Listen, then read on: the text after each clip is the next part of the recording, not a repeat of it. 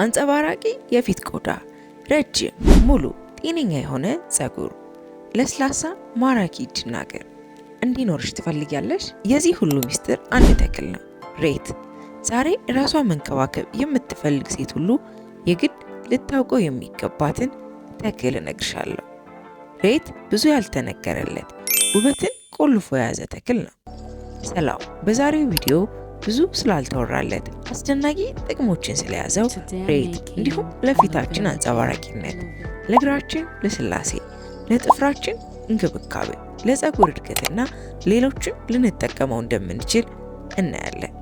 ሬት በውስጡ ከ20 በላይ ሚኒራሎችንና ከ12 በላይ ቪታሚኖችን እንዲሁም ፋይቶ ኒውትሪየንትስን ይዘዋል። ለዚህም ነው ለቆዳ ጤንነት፣ ለፀጉር እድገት እንዲሁም ለሌሎች የራስ አጠባበቅ ተመራጭ ተክል የሆነው።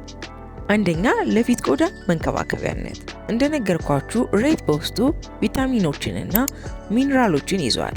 ይህም በዋነኝነት የፊታችን ቆዳ በፀሐይ የተጎዳ ወይም ሰንበርን ካለበት ከዚህም ጋር ተያይዞ የሚከሰት የፊት ቆዳ ቀለም መለያየትን ለማጥፋት እንዲሁም ማዲያትን ለመከላከል ያስችለናል። ሌላኛው ሬት ለፊታችን የሚመረጥበት ምክንያት በውስጡ ሃይድሬቲንግ እና አንቲ ኤጂንግ ማለትም ቆዳን ለማራስና የቆዳ መሸብሸብን ወይም ማርጀትን የመከላከል አቅም ስላለው ነው። ሬትን ፊታችን ላይ መጠቀምም ቡግርን ለማጥፋት ይረዳናል። ምክንያቱም ሬት በውስጡ አንታይባክቴሪያል እና አንታይፈንጋል ባህሪዎችን የያዘ በመሆኑ ነው።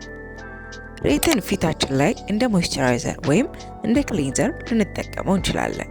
ነገር ግን ሁልጊዜም ሬትን ከመጠቀማችሁ በፊት በአግባቡ መታጠቡ እንዲሁም ውሃ ውስጥ ተነክሮ ቢያንስ ለ10 ደቂቃ መቆየቱን እርግጠኛ መሆን ያስፈልጋል። ይህንንም በማድረግ አላስፈላጊ የሆነውን እንዲሁም ቆዳን ሊያስቆጣ የሚችለውን ቢጫ መሰል የሬትን ክፍል ማስወገድ እንችላለን። ብዙ ጊዜ ሰዎች ይህንን የሬት ክፍል ሳያስወግዱ ሲጠቀሙት የቆዳ ማሳከክ፣ መቆጣት እንዲሁም መቅላትን ሊፈጥርባቸው ይችላል።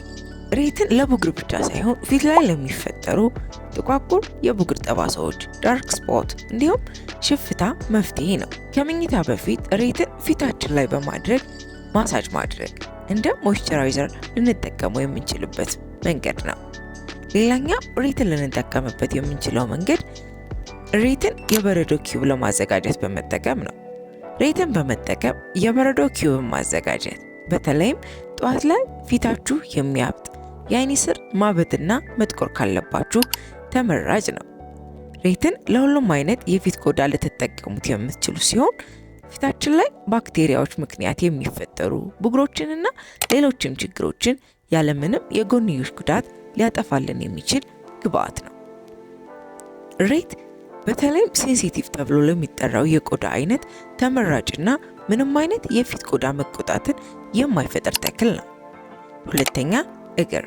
ለስላሳ እግሮችና ማራኪ የእግር ጥፍርን እንዲሁም ተረከዝን የምትፈልጉ ከሆነ የትም መሄድ ሳይጠበቅባችሁ ሬትን በመጠቀም ብቻ ይህን ማግኘት ትችላላችሁ። ሬት በውስጡ አንታይፈንጋልና አንታይኢንፍላማቶሪ ባህሪዎች አሉት። ይህም በጥፍር መጥመጥና ሌሎች ምክንያቶች የሚበላሽ የእግር ጥፍርን ለማስተካከል ይረዳናል።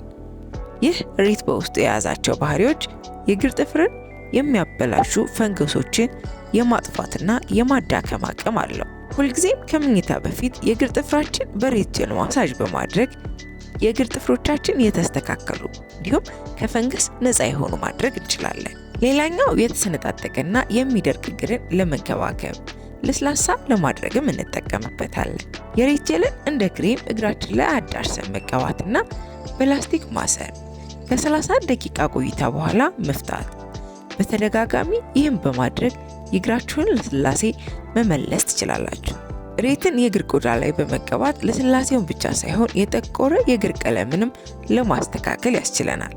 በተለይም በፀሐይ ምክንያት የጠቆረ ወይም የቀለም መለያየት የተከሰተበት እግርን ጥርት ለማድረግና ወደ ቀድሞ ቀለሙ ለመመለስ ያስችለናል። ሶስተኛ፣ ለፀጉር። ብዙ ጊዜ በሬት የተዘጋጁ ቅባቶች፣ ሻምፖዎችና ኮንዲሽነሮች ተወዳጅ የሚሆኑት ሬት በውስጡ በያዛቸው ግብአቶች ምክንያት ነው። ሬት የፀጉራችን ጤንነት ለመጠበቅ የሚያስችለን ተክል ነው። በተለይም ለኛ ለሀበሾች ፀጉር ተመራጭና ተስማሚ ሲሆን ፀጉርን ሃይድሬት በማድረግ የደረቀና ወዙን ያጣ ፀጉርን ለመመለስ ያስችለናል። የሬት ጀልን ለፀጉራችን እንደ ማፍታሻነት ወይም እንደ ዲታንግሊንግ ክሬም ልንጠቀመው እንችላለን። ፀጉርን ምንም አይነት ጉዳት ሳይደርስበት እንዲፍታታ ለማድረግ ያስችለናል። የሬት ጀልን ፀጉርን ለማሳመር፣ ፍሪዝ ለማድረግ እንዲሁም ስታይል ለማድረግም ልንጠቀምበት እንችላለን። ፀጉራችን ንጹህ ከሆነ በኋላ ወይም ከመታጠባችን በፊት እንደ ማስክም እንጠቀመዋለን። ለፀጉር ጤንነት በእጅጉ ተስማሚ የሚባል ነው። ከፀጉራችን መንከባከቢያነት በተጨማሪ ለራስ ቆዳ ጤንነትም በውድ ከምንገዛቸው ምርቶች በተሻለ ለውጥን የሚሰጠን በተለይም ለራስ ቆዳ መድረቅ እንዲሁም ፎሮፎር ቀጥታ የሬት ጀልን የራስ ቆዳ ላይ በመቀባት በቀናቶች ውስጥ ለውጥን ማግኘት ይቻላል። ሬትን በቅባት መልኩ በቤታችን በማዘጋጀትም መጠቀም እንችላለን።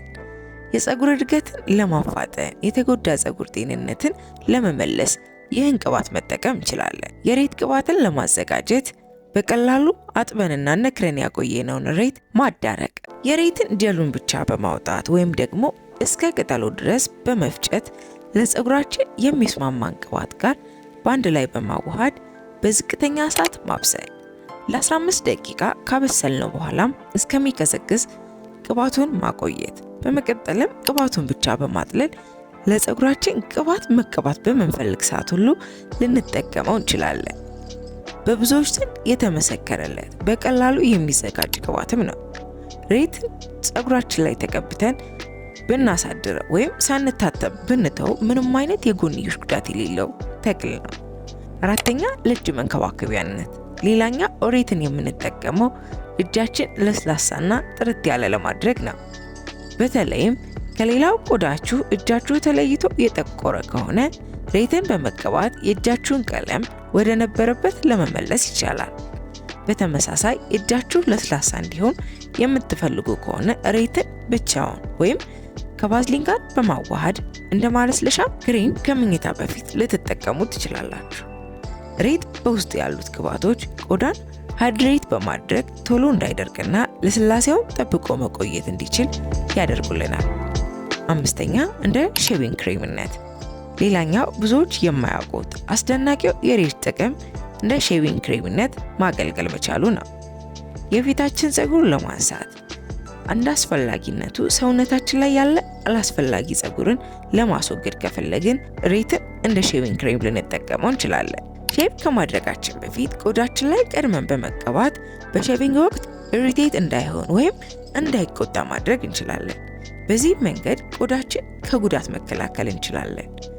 በዛሬው ቪዲዮ ያስኩላችሁ ይህን ነበር። በዚህ ቻናል ማንኛውም ምርቶቻችሁንና ማስተዋወቅ የምትፈልጉ ድርጅቶች ካላችሁ በምስሉ ላይ በምታዩት ቁጥር ልታናግሩኝ ትችላላችሁ። አብራችሁኝ ስለቆያችሁ በእጅጉ አመሰግናለሁ። በቀጣይ ቪዲዮ እንድሰራላችሁ የምትፈልጉትን ማንኛውም ነገር ኮሜንት ላይ አሳውቁኝ። ድጋሚ እስከምንገናኝ በያላችሁበት ሰላም ቆዩ።